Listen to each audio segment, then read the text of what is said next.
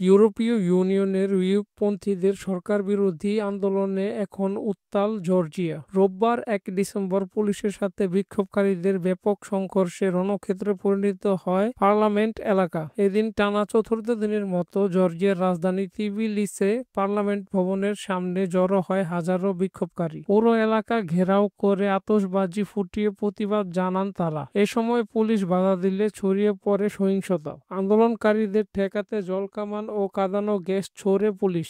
ক্রমেই উত্তপ্ত হয়ে ওঠে পরিস্থিতি, আটক হন বহু মানুষ। এর আগে গত বৃহস্পতিবার ৪ বছরের জন্য ইউরোপীয় ইউনিয়নের যোগদানের আলোচনা স্থগিত রাখার সিদ্ধান্ত জানিয়েছে দেশটির ক্ষমতাসীন দল জর্জিয়া টিম পার্টি। এরপর থেকে পার্লামেন্ট এলাকা ঘেরাও করে আন্দোলন করে ইউপন্থীরা। সরকারের সিদ্ধান্তকে পদত্যাগ করেছেন জর্জিয়ার বেশ কয়েকজন রাষ্ট্রদূত। নিন্দা জানিয়ে স্বাক্ষর করেছেন সরকারি কর্মকর্তাগণ এবং দেশটির ৩,০০০-এর বেশি শিক্ষক। এদিকে বিরোধী দলের মদতে দেশের এই অবস্থা তৈরি হয়েছে বলে অভিযোগ করেছেন জর্জিয়ার প্রধানমন্ত্রী ইরাকলি কোবাখিদজে। তবে ইউরোপীয় ইউনিয়নে যোগ দেওয়ার বিষয়ে ২০২৮ সাল পর্যন্ত আলোচনা স্থগিত রাখার সিদ্ধান্ত জর্জিয়া সরকারের উপর ক্ষিপ্ত হয়েছে দেশটির জনগণ। এর জন্য এই বিক্ষোভ নেমেছে বলে জানা গেছে।